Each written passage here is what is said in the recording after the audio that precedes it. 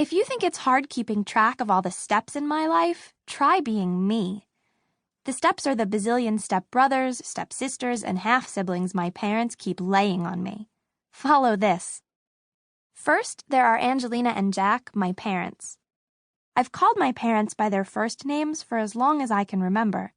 Maybe if they were normal parents who stayed together, or even bothered to get married, or maybe if they had regular day jobs, I would call them Mom and Dad. But that would be like so Brady Bunch, and we are so not Brady. Besides, Angelina and Jack were the ones who taught me to call them by their first names.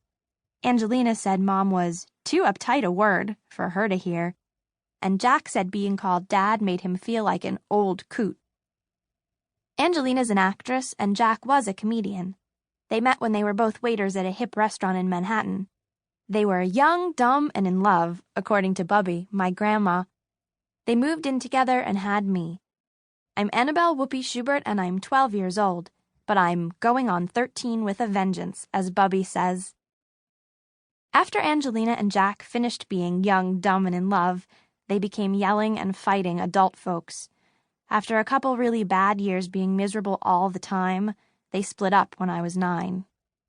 Then Jack met Penny and moved to Australia to be with her.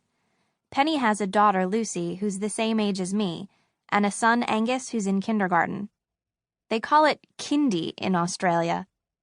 Jack thinks it's clever that those people in Australia are always cutting off words and adding IE to them, like nudies for noodles and brekkie for breakfast. I don't think it's clever.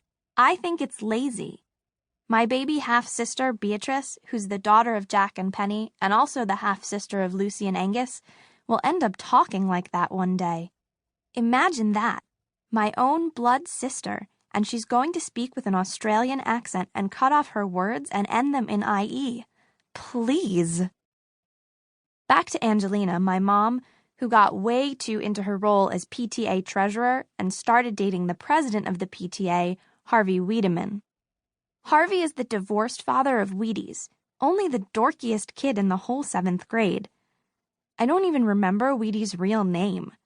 That's what we call him at our school, the Progress School on the Upper West Side.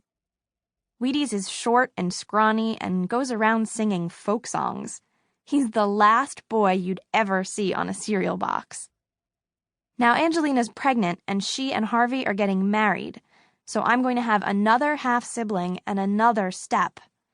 I wonder if I will be the first girl in the world with a stepbrother called Wheaties. The other step is Lucy and Angus's former stepbrother, Ben. He's not my step technically, so I think it's okay that I kissed him once. But I'm getting ahead of myself. Let me take you back to Christmas break. It all started because Lucy stole my dad.